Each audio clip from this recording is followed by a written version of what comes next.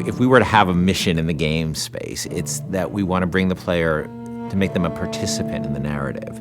By bringing this character, Elizabeth, into the game, by having her with you pretty much for almost the entire game, we knew that if we didn't get her right, the game wouldn't be right. And she really is the emotional center of the game. This character, Elizabeth, she comes from a pretty dark place.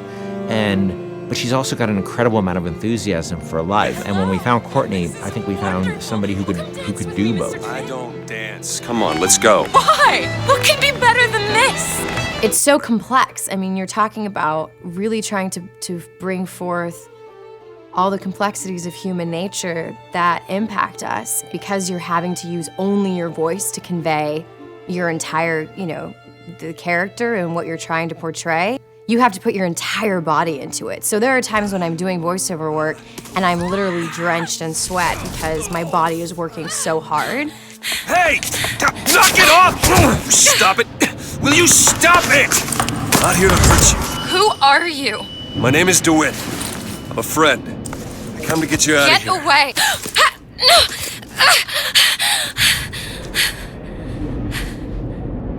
Are you real?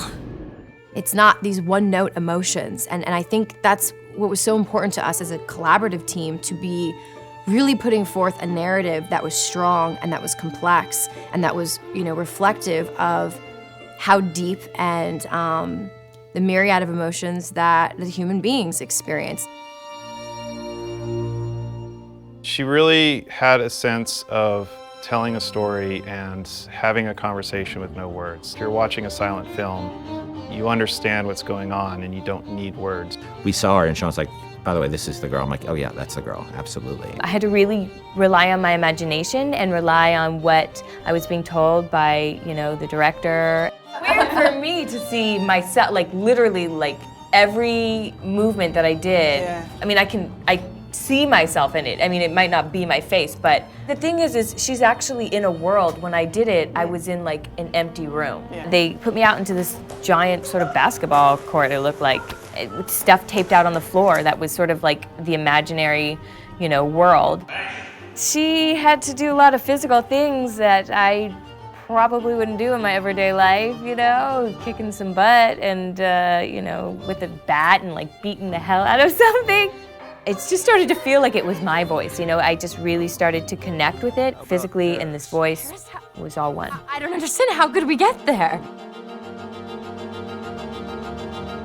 The incredible voice acting and the incredible motion capture acting was the most useful and inspiring element that we could have had for Elizabeth.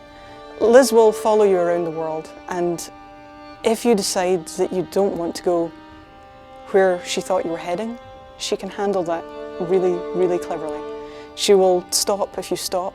She will keep running if you decide that you're not interested in what you're doing here.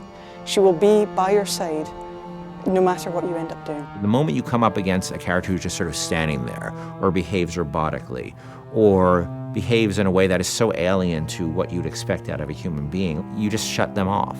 And you just say, oh, they're just a video game character. I don't need to worry about feeling anything about them. And so we tried a lot of things. We tried to make Liz have emotions so that she can react to things in the world and things that you do. For example, we might say that Liz will feel comfortable leaning against this wall, but she'll do so with her arms crossed. And she'll do so with her back slightly turned towards you. And that difference of just a few degrees is enough to make the player feel that they're really in the doghouse. You're going to see her all over the place. You're going to see her on giant billboards in, New York and LA, and you're going to see her on TV ads. I said, okay, well, if we're going to find a person to play Elizabeth, I think we already have that person. Еще один из самых первых вариантов Элизабет, я сказала, боже мой, это же я должна ее сделать.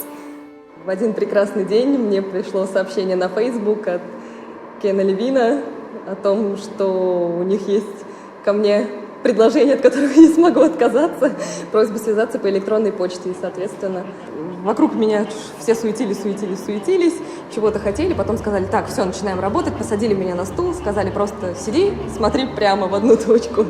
И опять начали вокруг меня бегать, снимая с меня скан лица. Я думаю, ну ладно, что, окей, хорошо. Я с этим справлюсь, а потом меня вдруг начали мучить, говорить, смейся, плачь, делай одухотворенное лицо, делай удивленное лицо. And all of a sudden we found this great character who existed in the space between the real world and the world of BioShock Infinite. There was a moment where we had people coming up to us and saying, Liz is awesome. I have a story to tell you about. And it was, everybody had their own unique stories because she was just doing systemic things. They could do the same thing twice. I actually get people telling me things that there's no way I could know about. Like, say there's one of the combats kicking off and they're having this incredible moment where they're running around the place and smashing someone in the face and blowing someone else up with a shotgun, and they've suddenly, a huge big boss man comes up and they just go click. Oh no. And then suddenly from the side, Liz goes, Booker, over here! You press the button, she throws it, you grab it and just go boom! And they come up to me and go, and it was amazing! I was like, yeah, me and Liz, we're gonna kick ass, nothing we can't do. That's right.